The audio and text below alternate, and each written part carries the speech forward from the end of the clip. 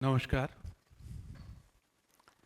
New normal, મને આ વિષય કહ્યો ત્યારે હું થોડો વિચારમાં પડી ગયેલું કે આ કોના માટે. પછી થયું કે નવી પેઢી છે, ઝેન ઝી, એમને માટે તો આ નોર્મલ છે જ. ન્યૂ તો અમારે માટે છે, અને અમારા કિસ્સામાં આ નોર્મલ છે, આ ન્યૂ છે. પ્રયત્ન કર્યો છે બેને ભેગા કરવાનો, અને બહુ મોકળાશથી હું હંમેશા એ રીતે વિચારતો રહું છું કે આ જનરેશન ગેપ નામનો જે શબ્દ છે, ગેપ કરતાં હવે તો કેટલીક વખત ખાઈ જેટલું અંતર દેખાય છે. એના મૂળમાં આ મૂલ્યો વિશેની સમજણ, એમાં જે ફેર છે તે છે. એ ફેર કેમ છે એ મારા માટે વિચારનો વિષય રહ્યો છે હંમેશા. કદાચ અમારી પેઢી, યુવાનોની પેઢીને આ મૂલ્યો વિશે જે રીતે સમજણ આપવી જોઈતી હતી એ બાબતે થોડી કાચી ઉતરી છે.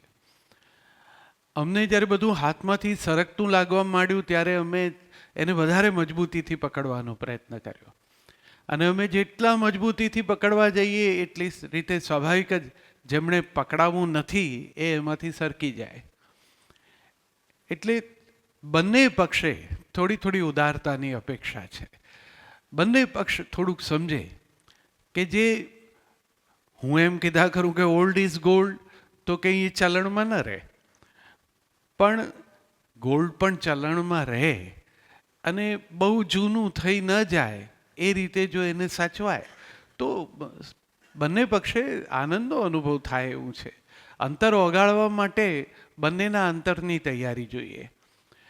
મૂલ્યો, વેલ્યુઝ, નૈતિક મૂલ્યો અને ન્યૂ નોર્મલ, એટલે મારા મનમાં એ વિશે બહુ સ્પષ્ટતા છે કે કશું નવું આવી રહ્યું છે તે અયોગ્ય છે એવી કોઈ પૂર્વધારણા કે પૂર્વગ્રહથી પીડાઈને વાત ન કરવી. અમારા પરિવારોમાં પણ સ્વાભાવિક રીતે નવી પેઢી આવતી ગઈ છે. એમની સાથેની વાતચીતમાંથી ઘણું બધું શીખવા મળે છે, અને સાંભળવા માટે કાન માંડું છું એટલે એમને વાત કરવી પણ ગમે છે. કરવાનું અમારી પેઢી આટલું જ છે, આ ન્યૂ નોર્મલને સમજવા માટે. અમારે તમારે તરફ કાન માંડવાના છે, એને બદલે અમે આંખો માંડીએ છીએ. એટલે અમે પેલું હેલિકોપ્ટર પેરેન્ટિંગ કરવા માંડીએ છીએ. તમે શું કરો છો એ વિશે વિચાર્યા કરીએ છીએ. હમણાં અમે જ્યાં રહીએ છીએ ત્યાં આજુબાજુ પીજીના નવી વ્યવસ્થાઓના ભાગરૂપે યુવાન દીકરા દીકરીઓ રહેવા આવ્યા છે.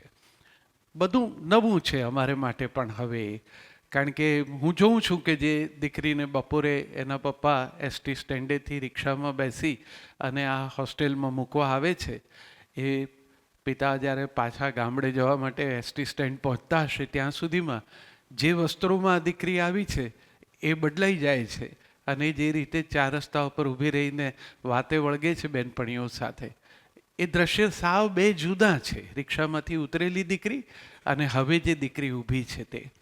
એ લોકો ગલીમાં એક બે જણા દીકરો દીકરી વાત કરતા હોય, અમે ત્યાંથી પસાર થઈએ, પેલી અંદરની જે જૂની માનસિકતા છે એને વાંધો પડે એટલે થોડુંક એના તરફ અમારું ટીકાત્મક અભિગમવાળું બોલવાનું થાય. તો જોડે જે મારો દીકરો હોય છે એ, પપ્પા તમે આ જજમેન્ટલ એપ્રોચ ના રાખો. અને ત્યારે મને આ ન્યૂ નોર્મલ સમજાયું કે આ અમે બહુ જજમેન્ટલ છીએ. અમે અમારી પાસેથી જે કંઈ જે રીતે વિચાર આવ્યું અને અમારા તરફ જે પ્રકારે અંગુલી નિર્દેશ થયો આગલી પેઢીનો, એના આધારે કેટલી બધી ધારણાઓ બાંધી લીધી છે. અને હવે એનાથી સાવ જુદું અમારી સામે જ્યારે આવે છે ત્યારે અમારી અંદર આ મૂલ્યોની બાબતની એક જાગૃતતા, એક અમારી અંદર એક મોરલ પોલિસિંગ એવું જાગવા માંડે છે. થોડુંક અમારે મોકળા મને નવી પેઢી વિશે વિચારવું પડશે. મૂલ્યો બદલાઈ જ રહ્યા છે, બદલાય. શાશ્વત મૂલ્યો છે એ જુદા છે, એ હંમેશા ચલણમાં રહે જ. આજે નહીં ને થોડા વખત પછી આ પેઢી મોટી થાય ત્યારે એ પણ એને સ્વીકારશે. પણ હમણાં જે જીવાય છે એમાં જેને કારણે સંઘર્ષ થાય છે એ આ મૂલ્યો વચ્ચેના સંઘર્ષની વાત છે. આમ પણ હું ગુજરાતી ભાષા માટેનો મારો પ્રેમ ખૂબ જાણીતો છે. હું ગુજરાતીમાં વિચારું છું, ગુજરાતીમાં બોલું છું. આપણી ભાષાનો એક સરસ શબ્દ છે આ સંબંધ. અલબત્ત આપણે બંને ઉપરના અનુસ્વાર પણ પાછું એક નવી પેઢીને નહીં સમજાય, એના ઉપરના મીંડાને એ ચૂકી જઈએ છીએ એટલે સંબંધ એમ કહીએ છીએ. શબ્દ છે સંબંધ. સ અને બ બંને જણા, આમ તો મ ને બ જોડવાનો છે, ન ને ધ જોડવાનો છે, તો એમાં સમબંધ શબ્દ છે, જેમાં બંને પરસ્પર સરખું જોડાય એ સમબંધ છે. અને એવો સમબંધ જ્યારે બે પેઢી વચ્ચે, એક પરિવારમાં બે વ્યક્તિઓ વચ્ચે ન થાય ત્યારે આ મૂલ્યોની બાબતમાં સ્વાભાવિક રીતે સંબંધ એ સંઘર્ષમાં ફેરવાઈ જાય છે. તો બંને જણા સરખા બંધાય નહીં, જોડાય તો કદાચ મોકળાશ રહે અને બંને પક્ષ એકબીજા સાથે ખુલીને કોઈ પણ વિષય પર વાત કરી શકે. પાટલા માંડીને બેસીને જમતા ત્યારે તો આમ એક લાઈનમાં બેસતા, એટલે કદાચ એ પેઢીને વાત કરવાનું એટલું અનુકૂળ નહોતું. હવે તો આપણે બધા ટેબલ ઉપર સામસામા બેસીને જમીએ છીએ, તો હવે તો એકબીજાની સામે બેસીને વાત થઈ શકે એવું છે. તો ખુલીને વાત કેમ ન થઈ શકે?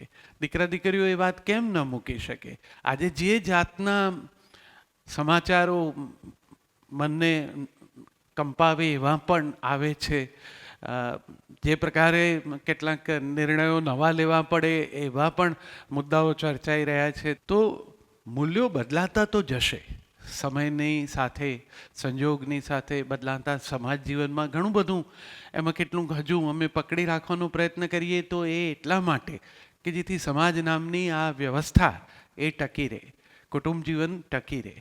થાય છે શું, મારે જે સંબંધ, પારિવારિક સંબંધ પૂરતી મારી વાતને મર્યાદિત રાખવી છે, એમાં મારું અવલોકન એ છે કે નવી પેઢીમાં દરેક ઘરમાં એ પ્રશ્ન ચર્ચાય છે. પરણવા લાયક ઉંમર એ પ્રકારે એક પેઢી વાત કરતી હતી. હવે પરણવા લાયક ઉંમર એવો કોઈ ફ્રેઝ ચાલે એવું નથી. પહેલાં તો પરણવા લાયક હોવું એટલે શું એ વિશેની સમજણ પણ ઘટતી જાય છે. અને એટલે પરણવા નામની એ આખી વાત સામે જ વિરોધ છે.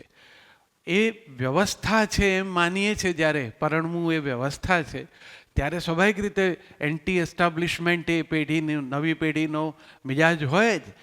પણ જો એમ સમજો કે પરણવું એ અવસ્થા છે, માનસિક અવસ્થા છે, અને એ જ્યાં સુધી ન કેળવાય ત્યાં સુધી એને ન અનુસરો તો ચાલે.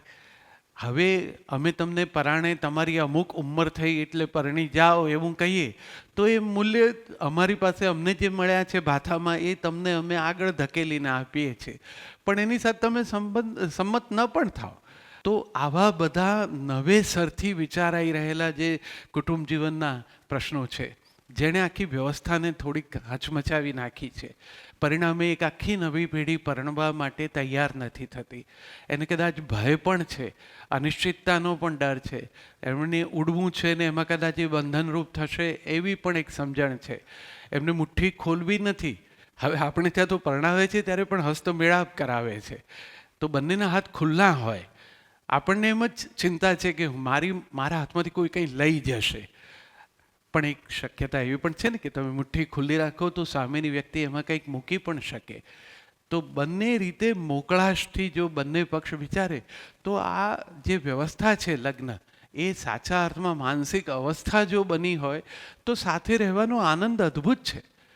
પણ એ સાથે રહેવા માટે પછી જે કંઈ કરવું પડે એના માટે ગુજરાતીમાં સરસ શબ્દ છે અનુકૂલન, અને આપણે એને એડજસ્ટમેન્ટ એમ કહીને જરા નકારાત્મક બનાવી દીધો છે. એડજસ્ટ તો ક્યાં નથી થવું પડતું. તમે બસમાં ચડો ને ભીડમાં તમારે તમારી જગ્યા કરવી પડે, અને બાજુવાળો જેટલું જગ્યા આપી શકે એટલું હોય, એના સ્વાસ્થ્યની પણ કેટલીક વિશેષતાઓ હોય, એમાં તમારે ગોઠવવું પડે. તે ગોઠવાવ જ છો ને. તો એક એસટીની સફરમાં પણ જો અનુકૂલન સાધતા હો તો જીવનમાં પણ બંને થોડું એકમેક સાથે અનુકૂળ થવું પડે. બધા અનુકૂળ થાય જ છે. તમારી સામે અમે કવિઓ જે ગીતો અને વાર્તાઓમાં પ્રસન્નતા ટુગેધરનેસની જે કંઈ દેખાડીએ છીએ એ કંઈ રોજે રોજના જીવનમાં ન હોય. બધાએ ગોઠવાવું જ પડે. પણ એ ગોઠવાવામાં મારી પાસેથી કશુંક જતું રહેશે એટલે કે મારા વ્યક્તિત્વ અને મારા અસ્તિત્વની સામે આ પડકાર છે, એટલે આ અમને કબૂલ નથી. નવા મૂલ્યો જે રીતે આવી રહ્યા છે એ આ એક એવી અદ્ભુત પરંપરા જે આપણને મળી છે. આપણે તો એને પણ ગ્રહસ્થાશ્રમ કીધો છે અને એમાં સ્વાભાવિક રીતે શ્રમ લઈને પણ થોડુંક શરમ છોડીને પણ એકમેકની સાથે ગોઠવાવું જોઈએ. તો બદલાતા મૂલ્યો ચિંતા કરાવે છે ને ત્યારે અમારા જેવાને એ વિશે કંઈક વાત કરવા આવવાનું ગમે. એમ થાય કે તમે આ સરસ જે કંઈ આપણને મળ્યો છે વારસો એને જરા જુદી રીતે જુઓ. બધું જ પરદેશથી આવે એ જ ઉત્તમ છે એવું જો માનતા હો તો પરદેશનો એક વિચાર અદ્ભુત છે ટુગેધરનેસનો, કે જેમાં મૈત્રી સંબંધનો મહિમા છે. જે લોકો મારી વય જૂથમાં કે મારા પછીના પણ થોડા વડીલો પણ જે એ લોકોને ખબર છે કે લગ્નની વિધિ દરમિયાન 7 પ્રતિજ્ઞાઓ લેવાય છે. એમાં એક પ્રતિજ્ઞા છે સખા સપ્તપદી ભવ. 7મે પગલે આપણે બંને એકમેકના મિત્ર થયા. તમે જુઓ ભારતીય પરંપરાએ આ વિચાર આપ્યો છે કે આપણે મિત્ર થવાનું છે. ધણી નાથ એવા કોઈ શબ્દો આપણે ત્યાં છે નહીં. મિત્રતા એ ટુગેધરનેસનું પરમ લક્ષ્ય છે. દાંપત્યમાં ત્યાં સુધી પહોંચવાનું છે અને એ એક આખી પ્રક્રિયા છે. એક દિવસમાં પહેલા જ દિવસે મૈત્રી થઈ ન જાય. મૈત્રી તો ક્રમમાં કેળવાય. પ્રેમ કરતાં પણ મોટી વાત છે મૈત્રી તો. પ્રેમની તો મુશ્કેલી એ છે કે તમને પ્રેમ એમ કે મુશ્કેલી પડે ત્યારે કહેજે હું આવી જઈશ. મિત્ર તો કહે છે કે તને મુશ્કેલી પડશે ત્યારે હું તારી બાજુમાં જ હોઈશ. એ મૈત્રી સુધી દાંપત્યને લઈ જવાનું હોય છે. તો આમાં કશું ખોટું નથી. સાથે હોવાના સાચા અર્થને જો સમજી લ્યો તો ચકાચકીની પહેલી વાર્તા જ યાદ રાખવી આ વેલ્યુઝની બાબતમાં. એક હતો ચકો ને એક હતી ચકી. ચકો લાવ્યો ચોખાનો દાણો ને ચકી લાવી મગનો દાણો. તમે જુઓ બંને એફર્ટ કર્યા છે. બંનેના પ્રયત્નોનો આદર આપણે ત્યાં છે જ. જૂની પેઢીમાં એમાં શોષણ ને એવું બધું કશું હતું નહીં, હોય પણ નહીં.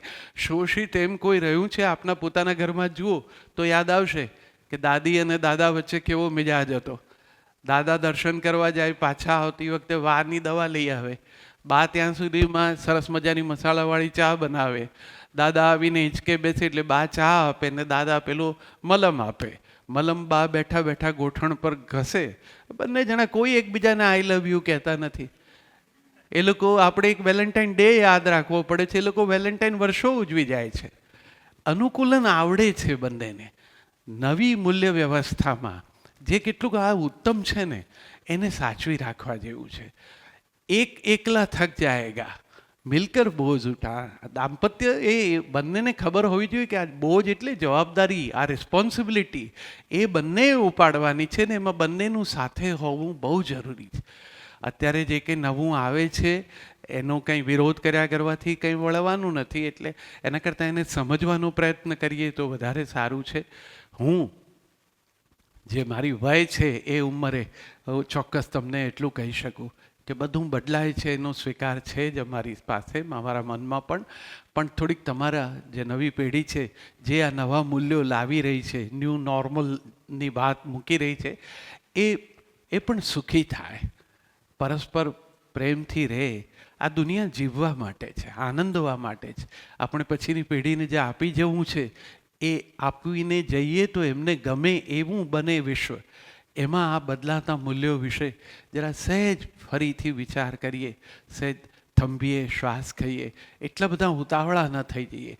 આટલા બધા પલટાતા જુદા જુદા સાધનો, સગવડો, અગવડો કેટલું બધું રોજે રોજ આવે જ છે.